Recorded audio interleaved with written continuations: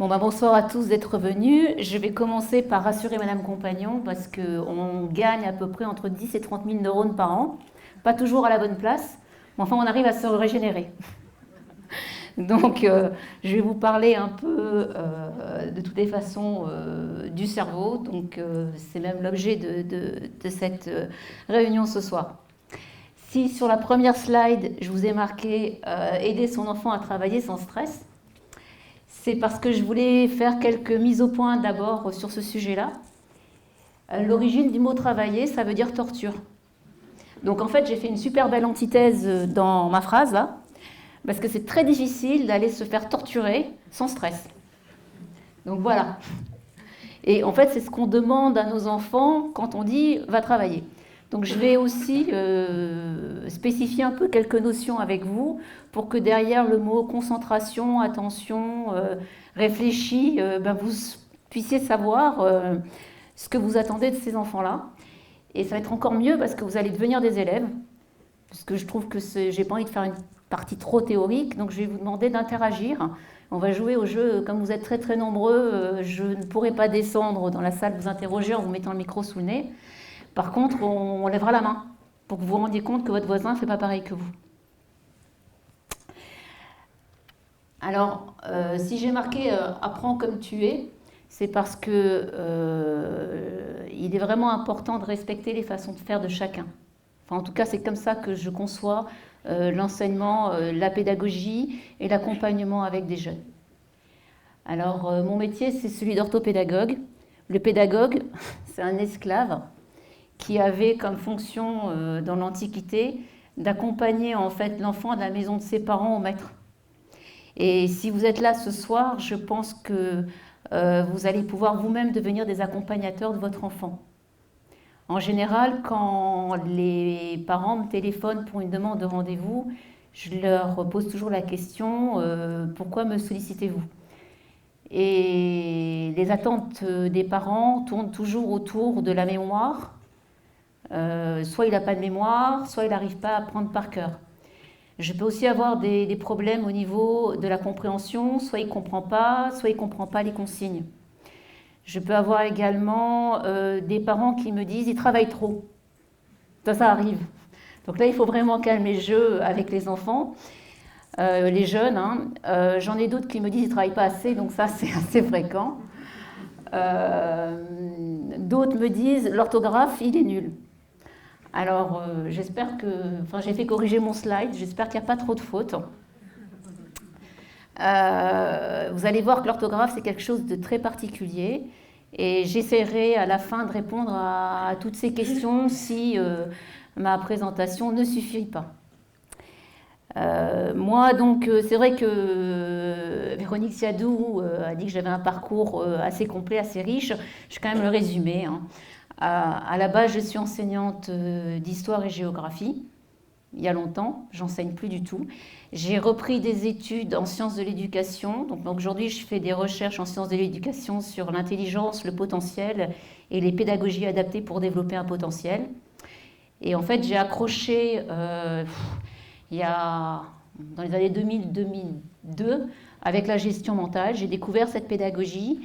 Je vais dire aussi via mes enfants qui en avaient bien besoin. Donc ça a été testé d'abord sur cobaye personnel. Voilà. Et ça marche. C'est pas radical, mais ça marche. Et du coup, je me suis intéressée aux pédagogies de la connaissance de soi. Il n'y en a pas beaucoup, il y en a 3. Celle-ci, c'est celle qui est la plus adaptée en fait à tout le monde. Les autres pédagogies de la connaissance, c'est des cas spécifiques aujourd'hui. Et cette pédagogie-là est peu développée dans le système scolaire. On a développé la pédagogie magistrale, tout le monde connaît. Je fais un cours, vous écoutez, vous grattez. Voilà, oral. On a développé des pédagogies actives, donc plus centrées sur les apprentissages, mais des pédagogies qui visent à former le jeune pour gagner en équilibre, non, pas encore. J'aimerais bien que ça s'installe. Donc aujourd'hui, je fais une recherche où je défends la gestion mentale à l'université de Rouen. Et c'est une recherche européenne, donc ça intéresse un peu nos voisins. Et là-dessus, je travaille avec le fils d'Antoine de la Garandrie, Thierry, qui couvre un peu ce que je fais pour que ça reste cadré, quoi, au cas où. Alors je travaille également donc en libéral avec des jeunes et avec des parents que j'accompagne pour qu'ils aient également le bon discours avec leurs enfants. Alors si j'ai marqué un objectif, l'aider à s'épanouir, c'est que je suis convaincue que vous pensez la même chose. Et là on a la revendication du jeune, vous voyez. Voilà. En fait, j'ai vraiment 3 axes de travail avec un jeune quand je travaille avec lui en cabinet. Le premier, c'est de savoir qu'il est intelligent. Je vais revenir sur l'intelligence, mais pour moi, chaque enfant qui franchit ma porte, c'est un enfant qui est intelligent. Il n'aura peut-être pas forcément l'intelligence académique attendue dans le système scolaire français, mais il a d'autres compétences, et je crois beaucoup aux intelligences multiples. Je ne sais pas si vous connaissez un peu les intelligences multiples. On vous dit je suis artiste, je suis sportif. Enfin bon, il y a d'autres intelligences que l'intelligence académique. Cela dit, ça c'est un passage obligé. Voilà, donc on va essayer de le développer. Donc le deuxième point sur l'intelligence, c'est que l'intelligence c'est quelque chose qui est plastique et on peut avoir un potentiel et le développer ou ne pas le développer. Donc quand je suis avec des jeunes en décrochage scolaire, j'ai des jeunes qui ne vont pas développer leur intelligence académique. Donc ça m'ennuie. Voilà. Donc j'essaye de les remettre dans le système scolaire. Il y a plein de rails, il y a plein de possibilités, il y a plein de passerelles.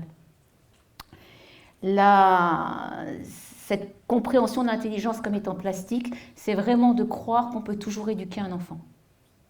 Ou un jeune, ou même un adulte, parce que je travaille également aussi avec des adultes, mais c'est un peu plus compliqué. La troisième chose, après donc l'intelligence et l'éducation possible de n'importe qui, l'éducabilité, c'est que le monde des jeunes, de vos enfants, ça n'est pas celui que vous avez connu. Ils vivent en fait une troisième révolution qui est celle du numérique. La première, c'était 3000 ans avant Jésus-Christ. Tous ceux qui ont des sixièmes savent que c'est la découverte de l'écriture. Après, on va avoir l'impression avec le livre qui va permettre aux idées de se diffuser sans passer que par des clercs, des intellos. Et maintenant, on a le numérique. Et le numérique change le monde dans ses fondements, même au niveau de la société. Et les jeunes aujourd'hui se sentent parfois décalés avec le monde scolaire, si vous voulez, qui est très très différent de l'ère du numérique. Les métiers du futur de vos enfants, ça ne sera pas forcément les métiers que l'on connaît aujourd'hui. Il y a peut-être des métiers qui sont encore en conception. Et je crois qu'aujourd'hui, je travaille beaucoup à l'université avec les nouvelles technologies, sur les MOOC, toutes ces plateformes numériques. Aujourd'hui, un jeune a besoin d'avoir un ordinateur, non pas comme loisir uniquement, mais il doit utiliser l'ordinateur comme un outil. Et ça, très souvent, le loisir, c'est bon, l'outil, moins. Mais on a de plus en plus des sites internet qui vont rendre leur travail interactif. Je vais revenir dessus à la fin en vous donnant plein de trucs. Alors, je n'ai pas saisi les liens internet, mais bon, vous verrez assez vite.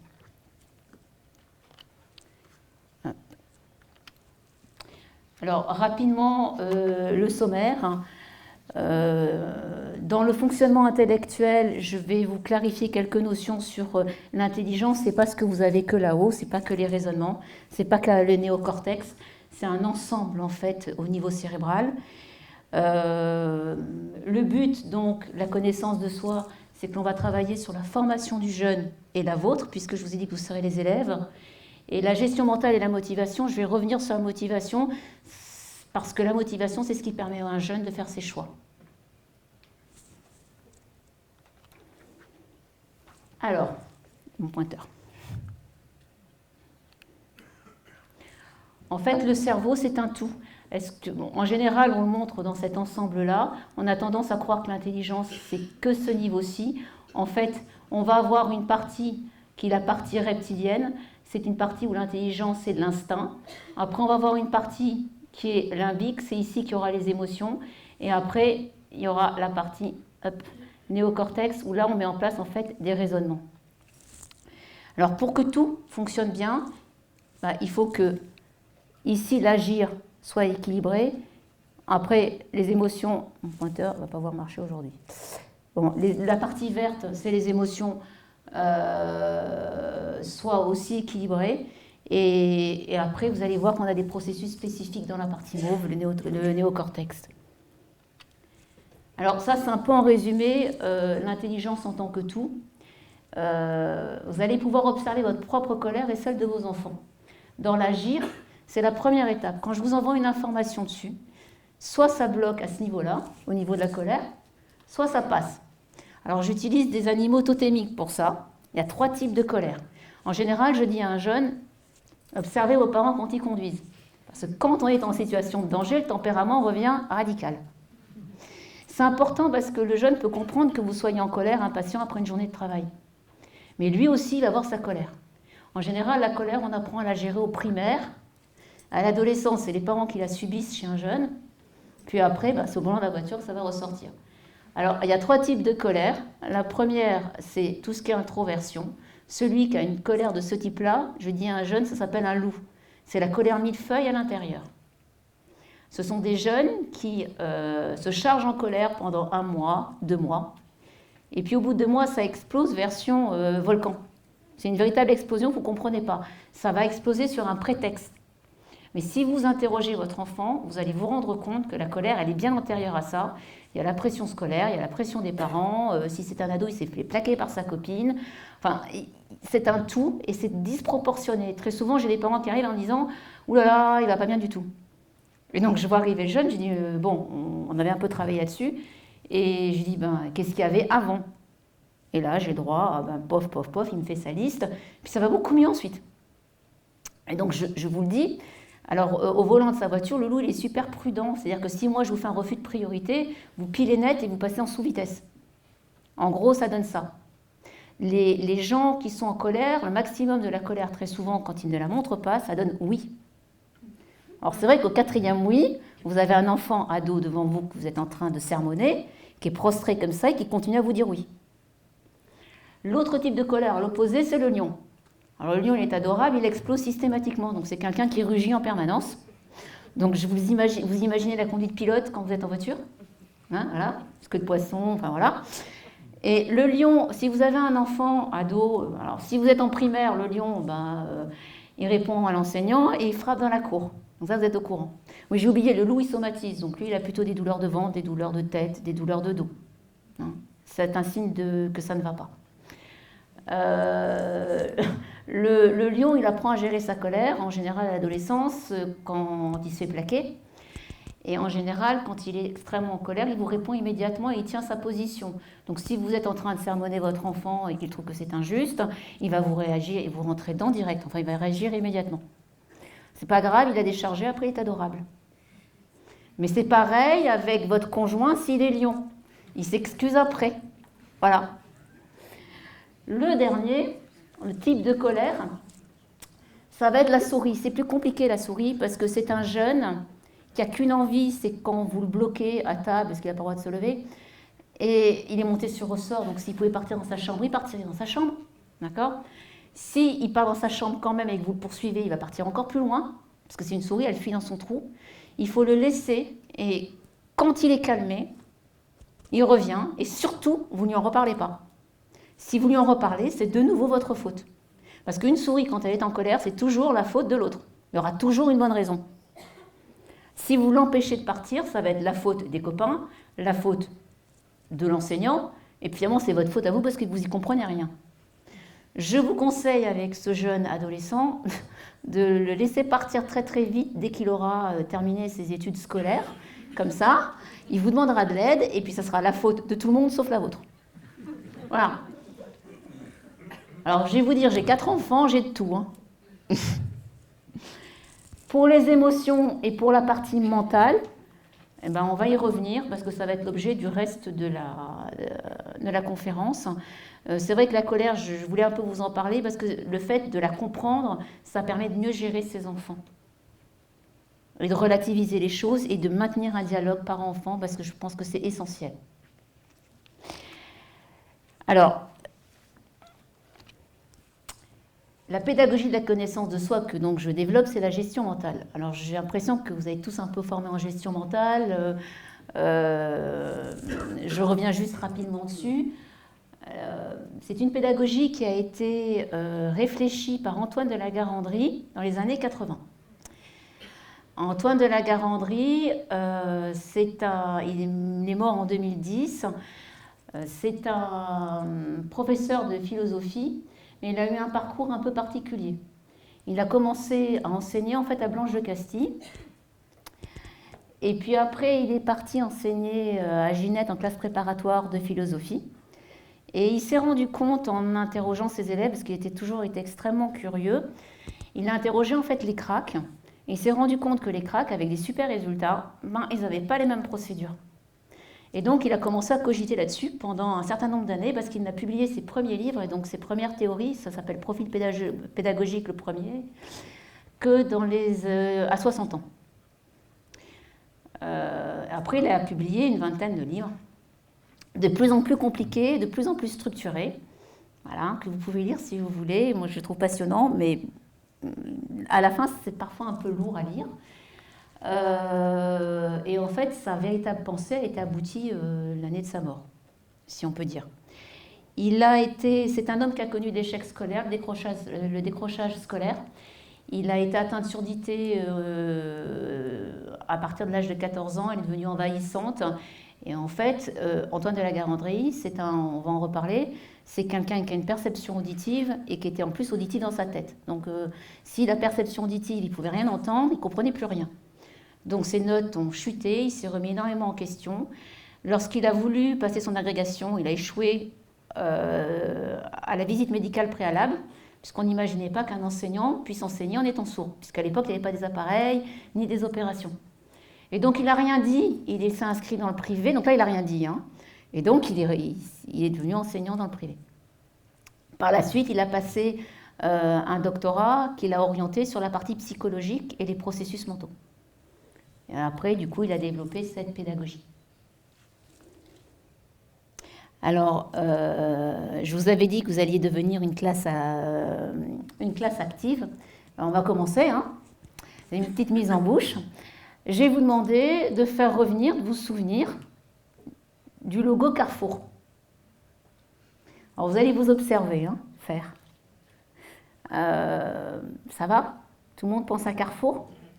Alors, je parle pas, parce que j'ai eu le coup aujourd'hui, j'en parlais avec un ami, c'est pas le Carrefour automobile, je parle du supermarché. Parce que j'ai eu le coup, vous voyez, ça c'est un problème de compréhension. C'est bon, tout le monde a le logo Carrefour? Vous pourriez me le décrire sans problème? Tout le monde connaît sa forme? Je vous montre? C'est ça? Ouais. C'est pas ça. Qui a eu à peu près ça? Bien.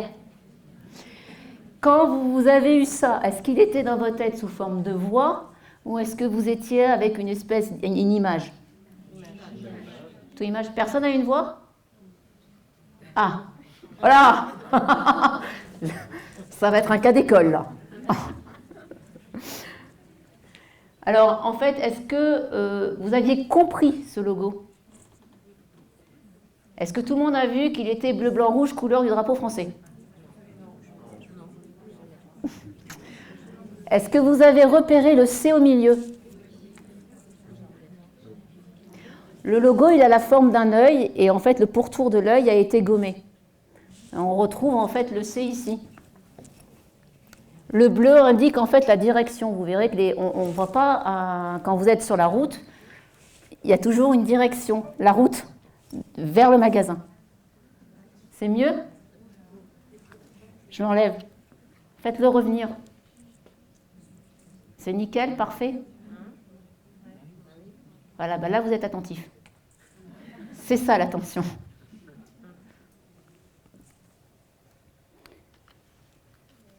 Je vous le remets. Voilà. Alors, c'était juste une petite introduction pour que vous compreniez un peu ce que l'on demande à un jeune ou un adulte, hein, parce que vous êtes à l'école, vous êtes adulte, donc je suis en train de faire un cours plus ou moins magistral, donc vous êtes supposé être attentif, comprendre, réfléchir, enfin voilà. Lorsqu'on demande à un enfant ici, de se concentrer, en fait. Vous lui demandez d'utiliser une perception. Ça s'appelle le cours.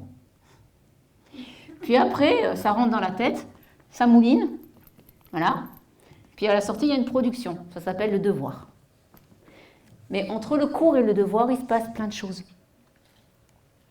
Alors le schéma, en fait, les choses ici, bon, c'est l'intérieur, et l'extérieur, c'est tout ce qui va le confronter à la société. Je vais le remettre après, mais en beaucoup plus complet, donc je vous laisse le mémoriser une première fois. Ça sera plus dur après.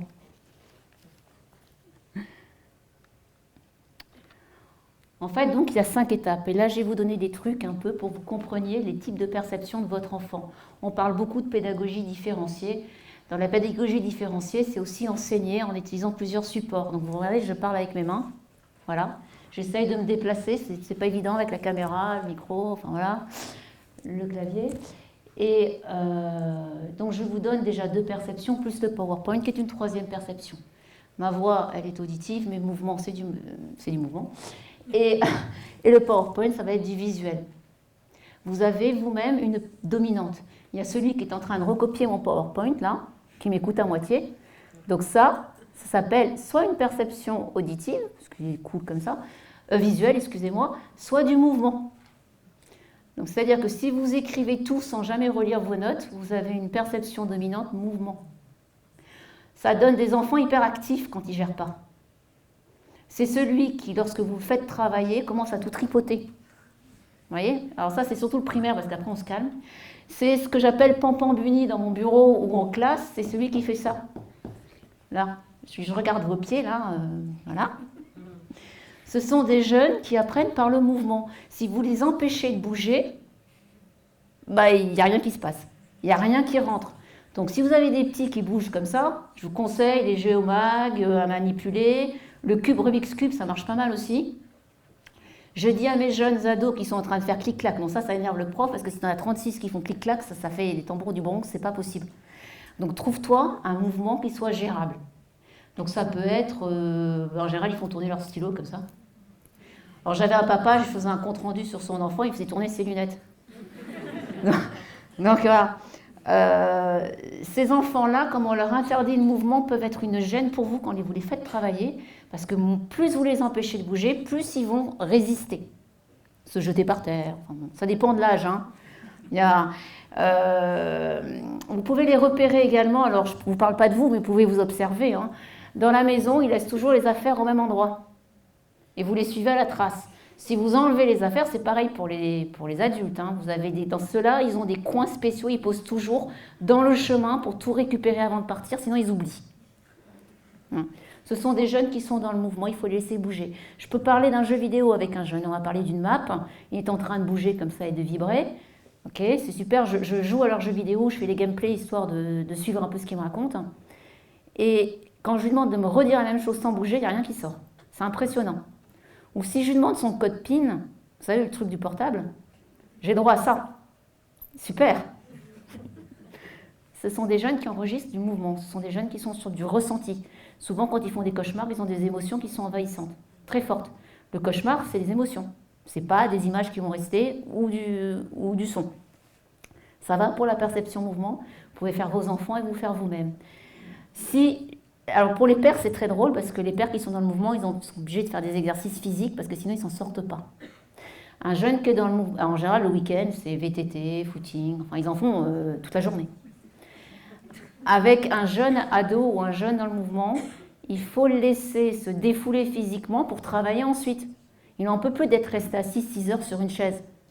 Donc quand il rentre le soir, c'est un gamin qui va travailler, un ado qui va travailler, ça va entre 8 heures et 10 heures.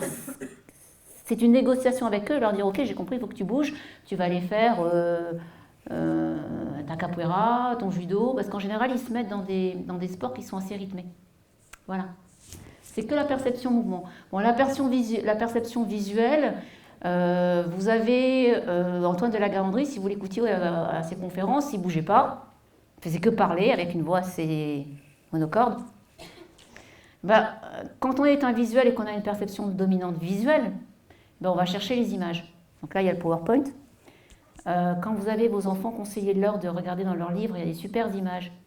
Donc si moi je vous parle de la structure de la démocratie athénienne avec l'ailier, la boulée, vous voyez, les stratèges, le suffrage censitaire, les métèques qui n'ont pas le droit de voter, je suis comme prof d'histoire.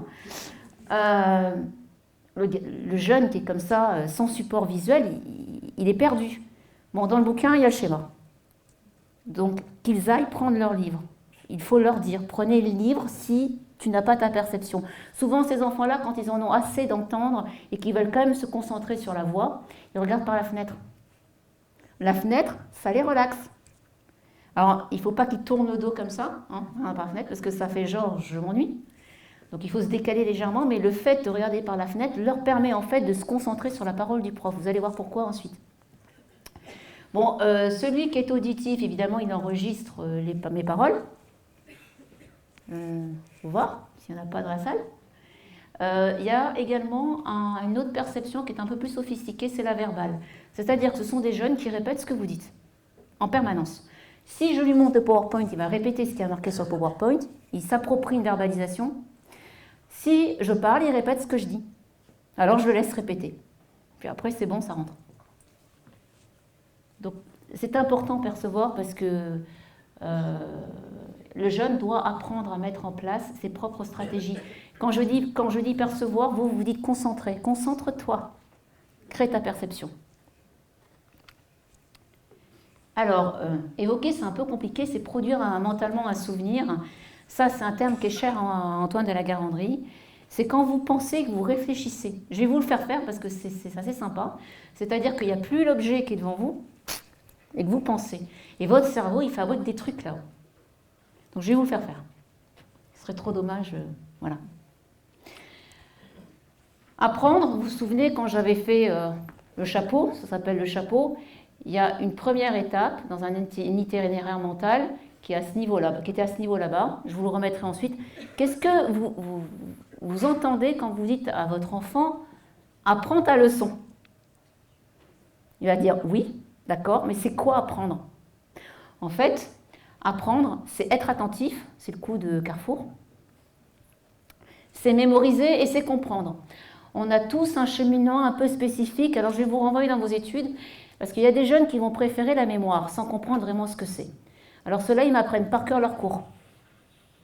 Ils vont faire attention et mémoire. Celui qui apprend son cours, quand je vais lui demander de construire un raisonnement à la sortie, il va me recracher le cours. Et il va réciter par cœur son cours. Alors ça va marcher tout le collège, parce qu'à la moitié du collège, il y a encore des questions de cours. Mais à partir de la seconde, il n'y a plus de questions de cours, c'est que des raisonnements. Seconde, première, terminale. Et cet enfant-là va effectivement avoir, on va dire, 18 en 6e, vous savez, le 18